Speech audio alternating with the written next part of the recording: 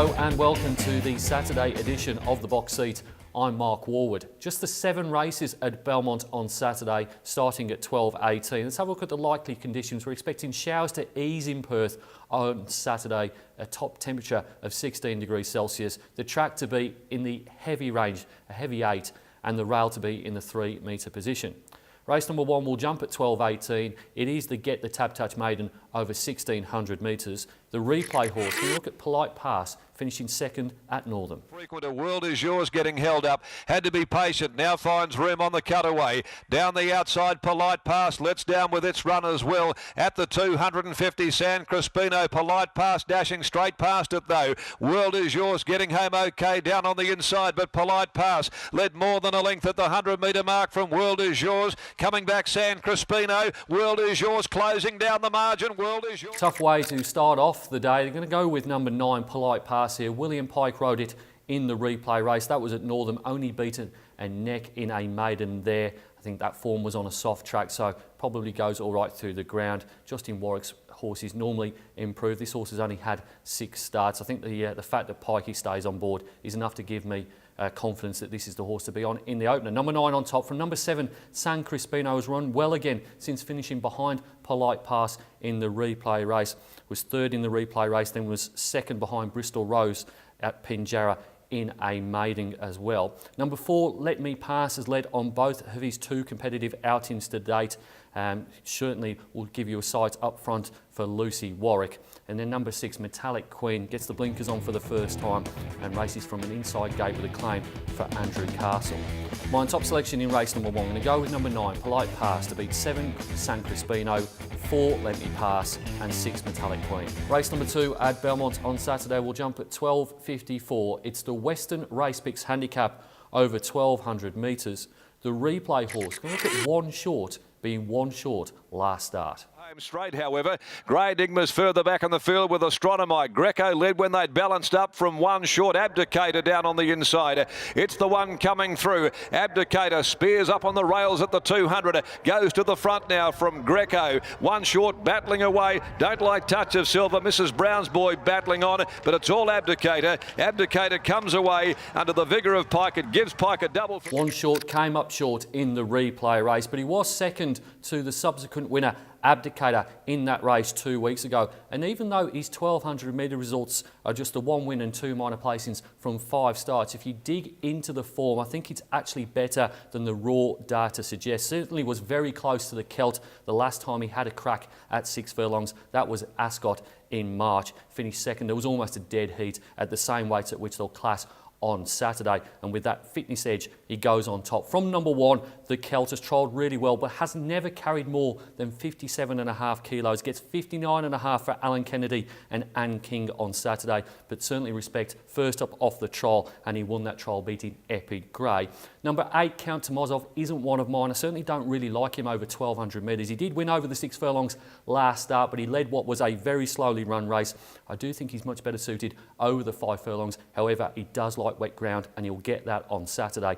And then number 7, Big Caroline, she's another one that grows a leg in the wet. She was behind Count Tomazov last start.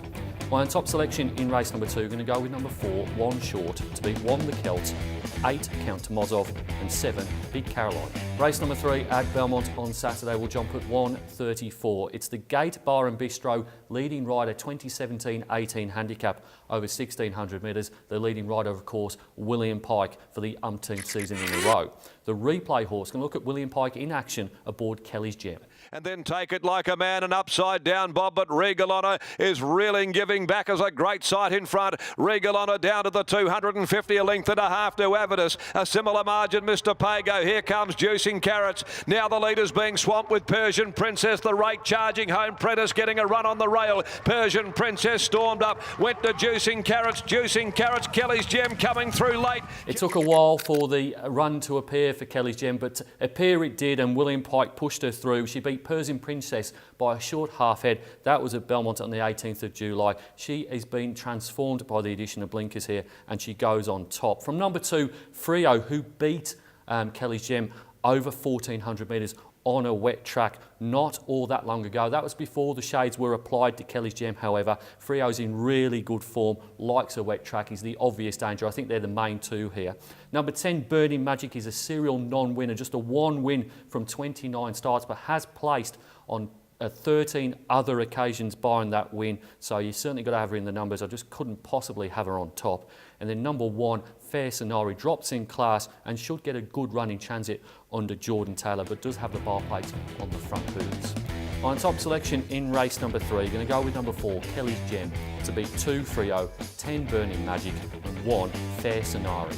Race number 4 at Belmont on Saturday will jump at 2:14. It's the new season sprint over 1,000 metres. It's an 85 plus affair, a new event on the calendar.